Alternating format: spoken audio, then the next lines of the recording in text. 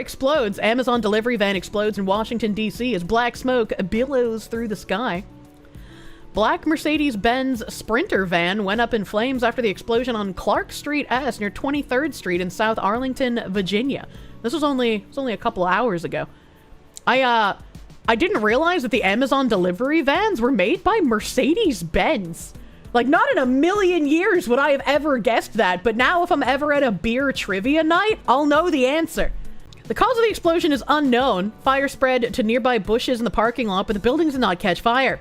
Smoke could be seen from the other side of the city in the northeast suburbs. Mercedes in 2023 ordered a recall of 53,000 Sprinter vans from models years 2019 and 2020 after 11 of them caught fire. So yeah, that seems like it would be a pretty good reason for a recall. The layout of fuses can cause wiring harness in their climate control systems to overheat, potentially leading to vehicle fire. Whether the van that exploded was one of the subjects to the recall is unknown. More to come. And let me refresh, because someone said that there was like an update. Yeah, doesn't seem like a terror attack. It just seems like an exploding van hadn't explode, thankfully. I saw this article, and it says, wannabe New York City Mayor Zohran Mamdani received surprising praise from Tucker Carlson and Marjorie Taylor Greene. As someone who knows how dirty smear merchants work, what's the over-under on him actually receiving praise? Or them just being like, yeah, this guy said some things that probably made him more desirable to the population of New York. Democratic Socialist Zohran Mamdani received surprising praise from hardline Republicans Tucker Carlson and Marjorie Taylor Greene after his historic win in New York City's mayoral primary. Mamdani unofficially won the Big Apple's Democratic primary on Tuesday after he pulled out 43% of the first-round votes, leading to his largest competition, former Governor Andrew Cuomo, to concede. Although Mamdani did not officially win the primary, as he would have needed over 50% of the votes to do so, it is expected that he will still win after the other 4 rounds are tallied. On Friday, hardline MAGA Republicans Tucker Carlson and Georgia Representative Marjorie Taylor Greene offered a surprising amount of praise toward Mamdani. "He's likely going to run our biggest city in the country," Carlson said in amazement. That guy was the only person in New York City mayor's debate to say he wanted to focus on New York City. Carlson is referring to a question asked on the debate stage to Democratic mayor candidates about where their first international trip would be. Most of the candidates, including Cuomo, resolutely responded with Israel. Mamdani, however, said he would stay in the Big Apple and focus on city residents. And see, this is where I got confused in the presidential debate as well. When our presidential candidates were asked about Israel, it's like, I am an American citizen watching 2 Americans compete to lead America on an American stage. Why the fuck are you asking them about Israel? And like, again, he said the correct thing here. If you want to win and somebody's like, oh, where are you gonna take an international trip after becoming mayor? The answer should be, why am I taking an international trip as a mayor? I want to focus on the city that I am elected to lead. So it's like, it's crazy that anyone thought like, oh yeah, Israel, that's the correct answer to this. Get fucking bent, man. It's like, yeah, like Karen Bass, who went to some fucking, what is it? The presidential swearing in or whatever in some fucking African country, like Ghana. Yeah. Like, you are a mayor. You are a mayor. Why are you going internationally anywhere? You vastly overjudge your importance to overseas communication. As a Jew, even you don't want mayors going to Israel? Yeah, like, it just doesn't make any fucking sense, dude. So, no shit. No shit, New Yorkers saw an entire stage of people being like, yeah, we're gonna focus on Israel as the mayor of New York. And this one guy being like, yeah, I want to stay in the city that I'm elected to lead at. Like, yeah, no shit. That is the correct answer.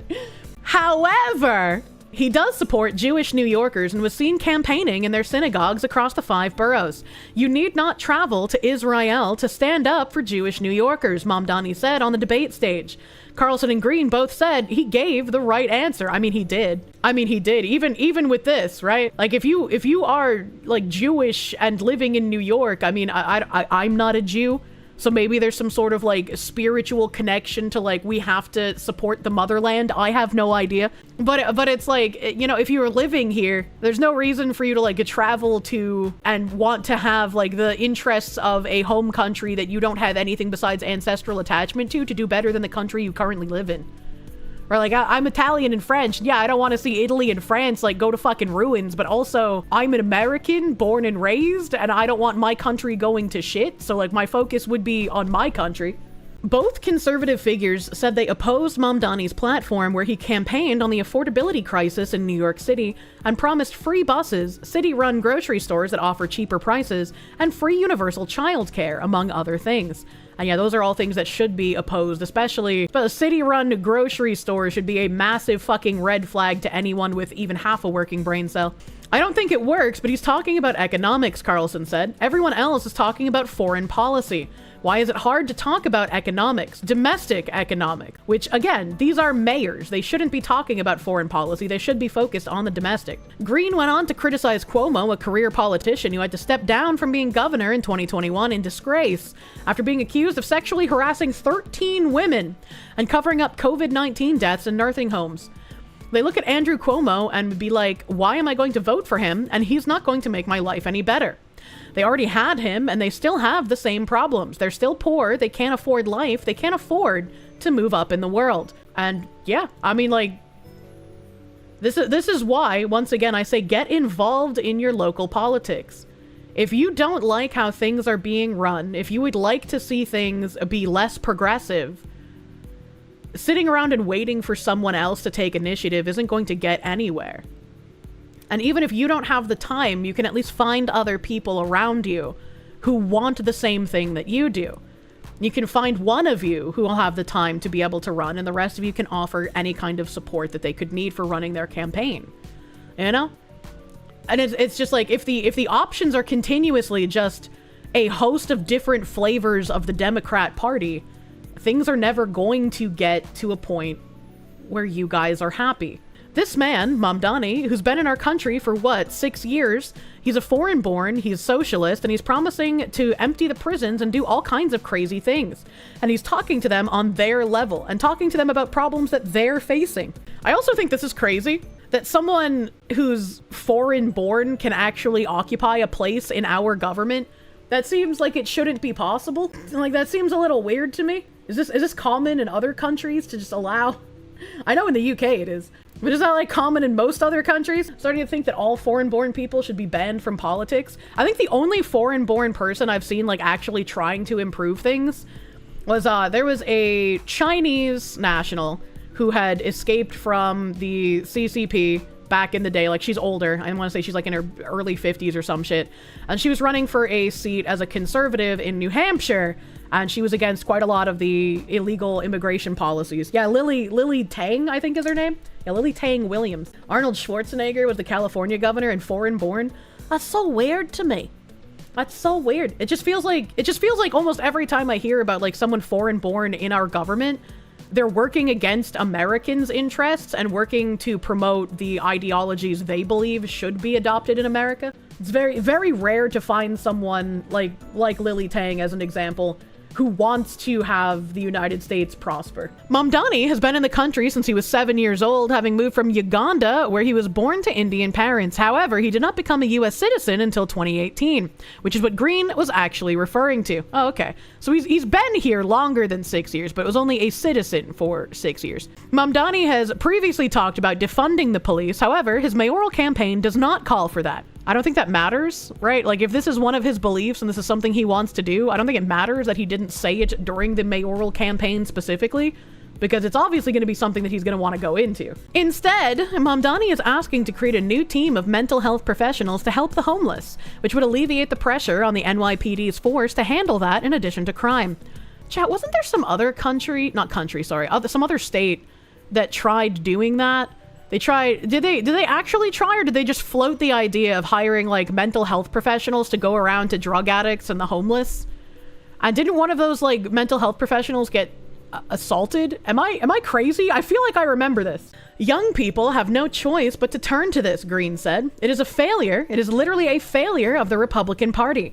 I think the Republican Party has completely failed, and it makes me so angry. I mean, she's not wrong. Well, once again, people just have no faith in the Republican Party because they either don't have anyone to run from the Republican side in certain areas, or when they do, they just say a bunch of shit and then never actually do anything. The Big Apple's predominantly Democratic with 3.1 million active voters compared to only 460,000 Republicans. This is a stronghold. Like, how would you even go about trying to not go further into socialism in a country with this kind of state with this disparity? I can't even focus on what I'm reading, chat. NYC also had 100,000 registered as independent and 866,000 who were unaffiliated in 2020. There are more people unaffiliated than as registered Republicans in New York City. I mean, it's not exactly surprising because I feel like most people who would lean to the right probably got the fuck out ages ago. But, like, that's still crazy. There is one Republican, Curtis Sliwa, who is running for NYC mayor uncontested. Incumbent Eric Adams, who is a registered Democrat and voted in the primary, is running as an independent. Cuomo could also run as independent, but it is expected he has accepted his marginally large loss and will step aside. Cuomo only garnered 36% of the first-round votes on Tuesday. Mamdani is largely expected to go head-to-head I'm dying. Head-to-head with Adams in November's general election. Mamdani has not officially won the primary, as he didn't gather more than 50% of the vote. He is expected to win when the final results come in early next week. New York City uses ranked choice voting, allowing voters to list up to 5 candidates on their ballots. Final results for rounds 2 to 5 are expected to come in on Tuesday. The places that I'm talking about where I'm going to be going aren't like as solidly blue, right? Like if I was trying to go to the heart of Boston and have an impact there, it would be so much more difficult. And like reading the number disparity between Democrat voters and all other voters, I don't know. I don't know what you would fucking do in NYC to try and start moving things away from being so extreme. Haunting words 14-year-old son said as he hallucinated and walked off a 120-foot cliff in front of terrified father. Which I'm a little confused. How would you be able to walk off of a cliff in front of your father? Like, I don't know, maybe the guy was just too stunned. He didn't have the reflex to like reach out and grab him. I don't know. A 14-year-old California boy, because of course he is, walked off a 120-foot cliff in front of his horrified father, telling him that he saw snowmen and Kermit the Frog while hallucinating from altitude sickness. I didn't know that altitude sickness made you hallucinate. I also didn't know you could get altitude sickness at 120 feet. Zane Wach is now in a medically induced coma from the fall on Mount Whitney in the Sierra Nevada mountain range on June 10th that left him with severe head trauma, as well as a broken ankle, finger, and pelvis, according to the San Francisco Gate. The frightening events unfolded as the pair made their way down the mountain, but Dad Ryan Wach initially had no doubts about his son's ability to handle the hike. He's in better shape than I am, Wach told the outlet, adding that his son had hiking experience and was an active teen who competed in distance running, swimming, and triathlons. The idea was that this would be kind of like his introduction to mountaineering. However, as the father and son were on the journey up the mountain, Zane slowly started exhibiting symptoms of altitude sickness. Wach noticed his son was having issues, but they had already finished the toughest parts of the hike. He decided to take an easier trail to ensure a safer 7-mile descent back to their car. But as they were heading towards the trailhead, Wach said Zane started to experience some hallucinations. He knew he was hallucinating, Wach said. He said he saw things like snowmen and Kermit the Frog. Wach said he was keeping a close eye on his son as they made their way down the trail and noticed that he looked considerably better.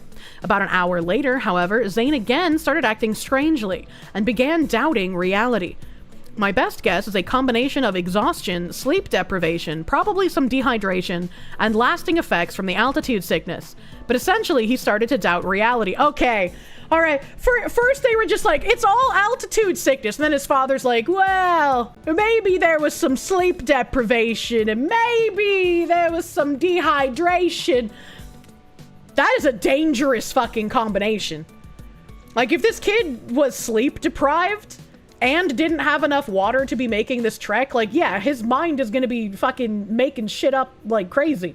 As they continued their trip down the trail, VoD said they had to stop after Zane told his father they had already finished the hike multiple times over. It was completely bizarre, VoD recalled. He told me he couldn't tell if he was dreaming or not, as he would shake his head in disbelief, like, this is not real. Like he was in a movie Inception or something. Zane's deteriorating state of mind prompted a separate group of hikers nearby to call for a search and rescue team to get him down the mountain. However, around that same time, things went from bad to worse with Zane's behavior. He was worse than before, VoD told The Independent. He almost seemed like he was sleepwalking. He started dragging his feet and stopping in his tracks. Ryan said he didn't want to go on.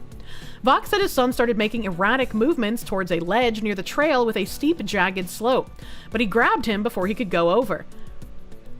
So he already exhibited the dangerous behavior of basically falling asleep while standing up and going near ledges and almost overstepping them, which his father pulled him back from one.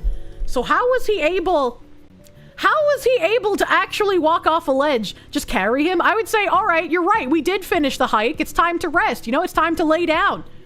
You know, wait for the search and fucking rescue party. Like, holy shit. Force him to sit down and call for help. The other hikers already went to go get a search and rescue party. The 14-year-old told his father that he was going to the car, despite it being several thousand feet below their current location on the mountain. Later, he tried again to move toward the slope, but was stopped by VoD twice. Twice the father stopped him, with Zane now telling him that he was trying to get dinner.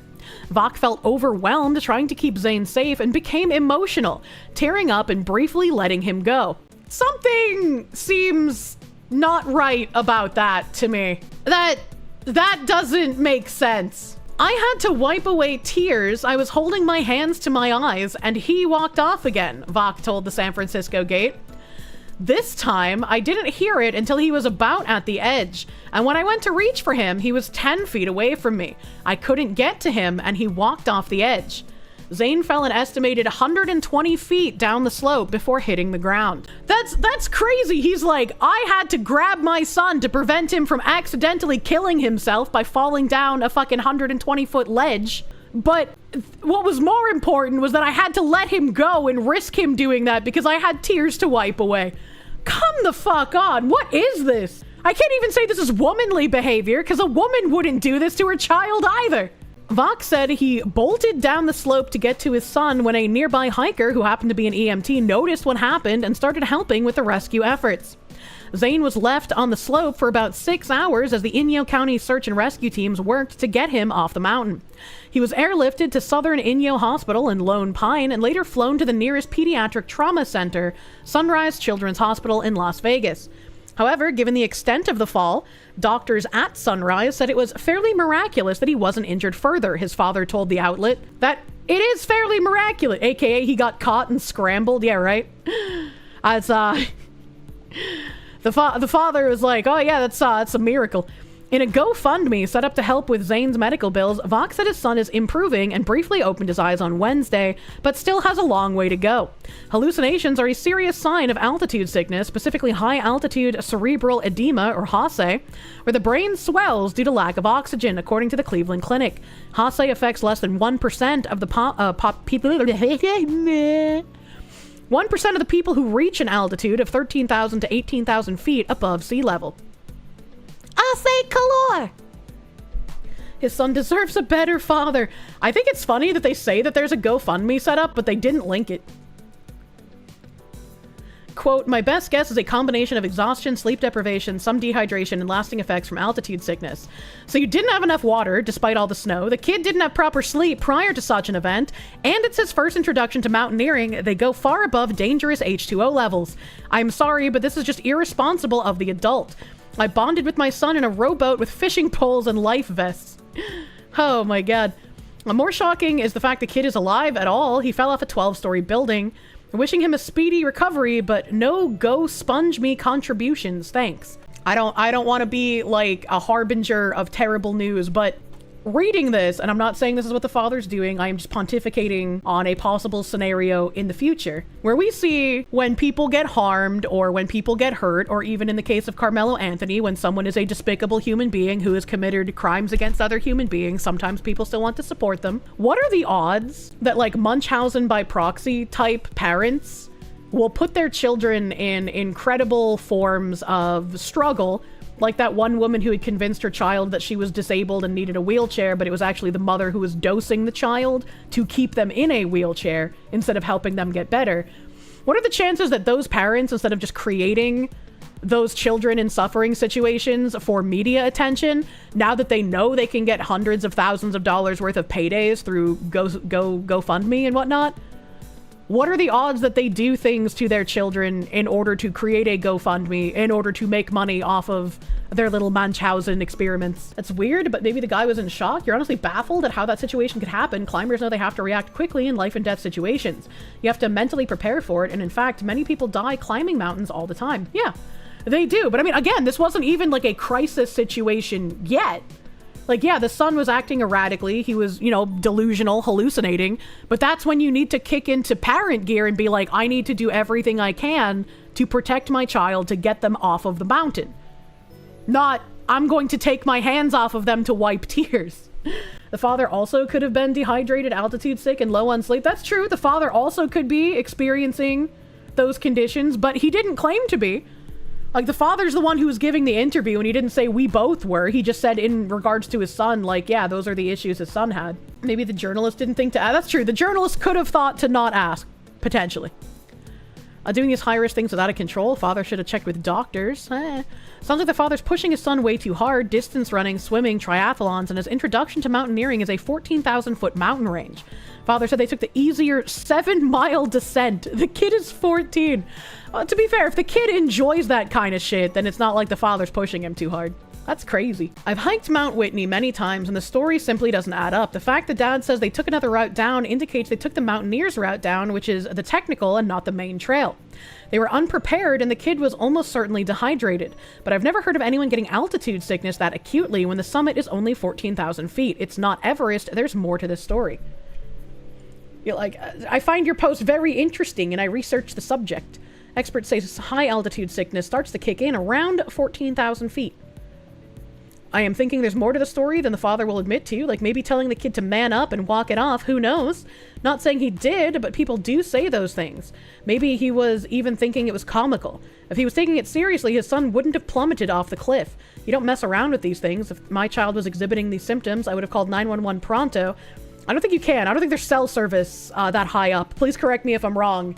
But I think that's why the other hikers said that they would go and get a rescue group, because I don't think cell phones work that high up. If he was experiencing the same exact things and the retard journalist just didn't think to ask, then yeah, he would have been just as delusional and not understand, you know, like what exactly was happening at the time. I'm glad that I'm not the only one who thinks this sounds fucking suspicious though. Because, like, I feel bad when I read shit like this, and then I do get that little inkling feeling where it's like, something just ain't adding up here. Because, like, you know, your first inclination is, like, you just want to feel bad because it's a bad situation, and you don't want to think badly of people. But when your pattern recognition kicks in, sometimes it do be hard to ignore. Missouri prison nurse poisoned her husband so she could be with a convicted killer. Why would she do this? Why would she do this thing? A Missouri prison nurse who fatally poisoned her husband after falling in love with a convicted killer learned this week she'll be spending the next 12 years behind bars. Amy Murray, 47, accepted a deal from Alfred prosecutors, entering a plea to murder, arson, and tampering with evidence charges on June 25th. In Alfred, when a defendant pleads, they accept a conviction but maintain their innocence. A judge sentenced Murray to 12 years on the murder charge, along with 7 years for the arson and 4 years for tampering with evidence. All of the sentences will run concurrently. Murray killed her husband, 37-year-old Joshua, in late 2018. He was found dead in the smoldering remnants of a house fire his wife had set. Authorities learned Joshua's blood contained elevated amounts of antifreeze, and 3 months after his death, arrested his wife. Murray, the couple's child, and their 2 dogs had left their home in Iberia just 30 minutes prior to the start of the fire. Investigators soon learned Murray had frequent contact with a prisoner named Eugene Claypool. Murray worked as a nurse at the Jefferson City Correctional Center, where Claypool's serving 25 years to life for murder, the affidavit said. In recorded calls, Murray told Claypool she was tired of her marriage, and after her husband's death, Murray told the inmate they could get married now that Joshua was out of the picture. What the hell? He's ugly as fuck. Yeah? Yeah, I don't understand this, man. You had like a husband and children with him. That's crazy. She's 47, and when he was killed in 2018, he was 37. So that's a pretty decent age gap as well. She's getting 12 years. She's getting 12 plus 7 plus 4. So that's 7, 8, 19, 20, 21, 22, 23. 23 years? She's getting 23 years in prison? Why not just divorce? I don't know. I don't know why her thought process said, yeah, it's time to kill him instead of just divorce. It doesn't make any sense. Doesn't make any sense. Just 12 years? Yeah, 12 years for the murder. And I mean, even if it's 20, what did I say, 23? 20 something is still really fucking low for murder. They said concurrent, not consecutive. They're all served at the same time, so only 12. Wait, what? All of the sentences will run concurrently. I thought that meant that it would be like additive. If they're running all at the same time, that's even stupider. That's really dumb. That's really dumb. The consecutive would have been additive. Jesus. That doesn't make any sense. Why would they put it like that? Consecutive is when they add up.